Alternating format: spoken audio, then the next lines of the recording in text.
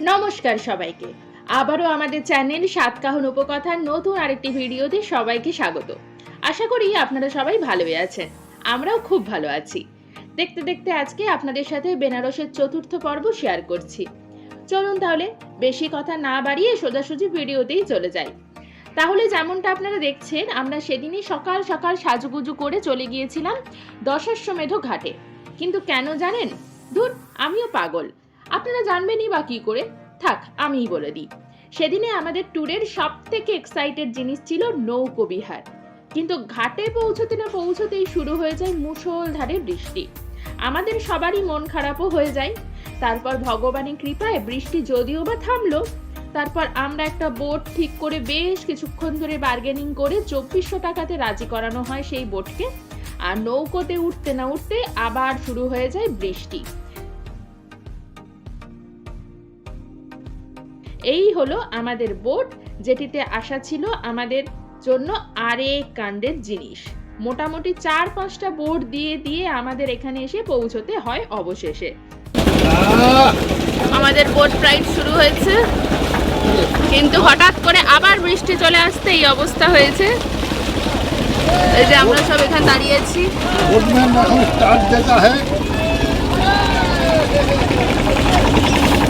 এই যে আমার অবস্থা, আমি এরকম ভাবে রয়েছি। ভীষণ রকম একটা ব্যাপার আছে।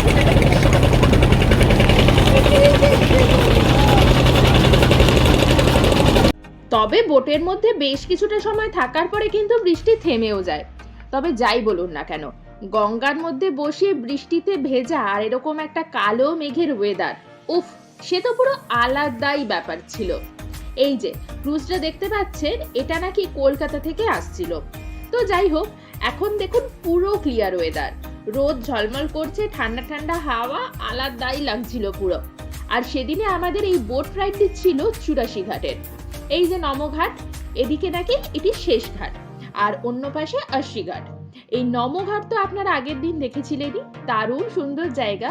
অ্যাকচুয়ালি বেনারসটা এতটাই সুন্দর জায়গা যে কোনটাকে ছেড়ে কোনটাকে ভালো বলবো তো আমি বুঝতেই পারছিলাম না। আর রোদ ওঠার পরে উপরে কালো মেঘ, ওই পাশটাকে যে কি সুন্দর লাগছে না, মানে দেখে আপনি ভাবুন একবার, তাহলে সামনে থেকে কি লাগছে, পুরো চকচক করছিল যেন।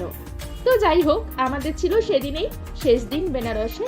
এরপরে আমাদের ট্রেন ধরারও ব্যাপার আছে। এর আগে আবার স্নান করে খাওয়া দাওয়া সেরে ফুল রেডিও হয়ে যেতে হবে।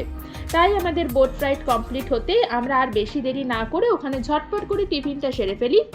এর মাঝে আবার কিছু শপিং করারও ছিল আমাদের ওখানে, সেগুলোর আর ভিডিও করা হয়নি, তখন বেশ তাড়ার মধ্যেই সবাই ছিলাম, তাই জন্যই আর কি। তারপরে আমরা রুমে এসে স্নান করে ফুল রেডি হয়ে যাই বাড়ি ফেরার উদ্দেশ্যে।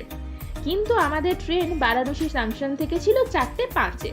যেহেতু ট্রেন আমাদের বেশ অনেকটাই দেরিতে ছিল, বাট হোটেলের চেক আউট ছিল, টাইমটাও তখন হয়ে যাচ্ছিল আর কি, তাই আমাদের রুমটাও ছেড়ে দিতে হচ্ছিল।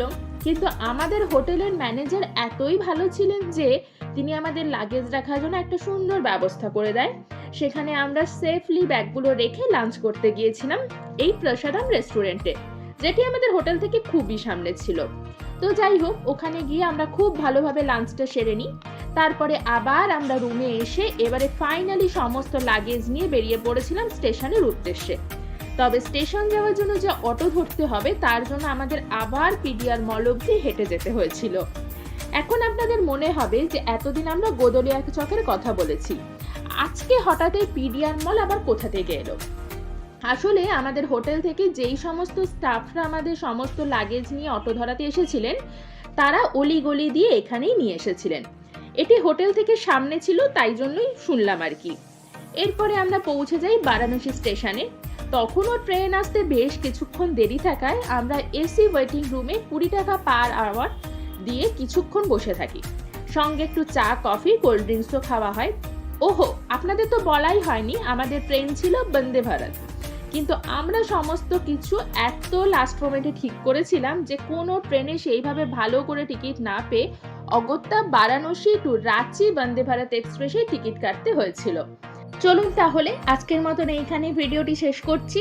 পরের ভিডিওর জন্য কিন্তু অপেক্ষা করতেই হবে, যাতে আপনারা বন্দে ভারতের সমস্ত ডিটেলস এছাড়া রাঁচির রিটার্নিং রুমের সমস্ত ডিটেলস পেয়ে যান।